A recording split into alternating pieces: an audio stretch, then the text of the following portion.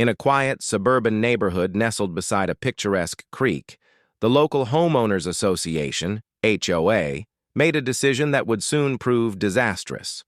Concerned about erosion and wanting to improve the area, they hired contractors to block off a section of the creek and redirect the water flow by digging a new channel closer to the hillside where several luxury homes stood. The residents, including longtime homeowner Mark Reynolds, voiced concerns, warning that tampering with the natural water flow could destabilize the land.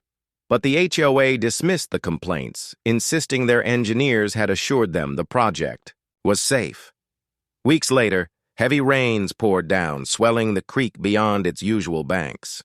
The newly dug channel, poorly designed and hastily constructed, couldn't handle the surge. Water gushed toward the hillside, saturating the soil. Then, in the dead of night, the unthinkable happened. The ground gave way. A massive landslide tore through the hillside, sending trees, boulders, and chunks of earth crashing downward. 3 multi-million-dollar homes, including one owned by the HOA president, were ripped from their foundations and slid straight into the raging creek below. The next morning, chaos ensued as emergency crews scrambled to assess the damage.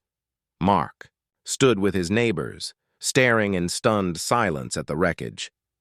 "I told them this would happen," he muttered, shaking his head. The HOA board, now facing lawsuits and furious homeowners, scrambled to deflect blame, but the damage was done. Geologists confirmed that the artificial redirection of the creek had weakened the hillside, making the landslide inevitable. Insurance. Companies refused to cover the losses, citing the HOA's negligence.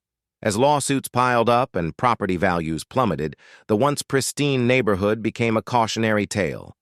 The HOA was dissolved, and the remaining residents were left to deal with the aftermath. Meanwhile, nature began reclaiming the creek, washing away the man-made alterations as if erasing the hubris of those who had dared to control it.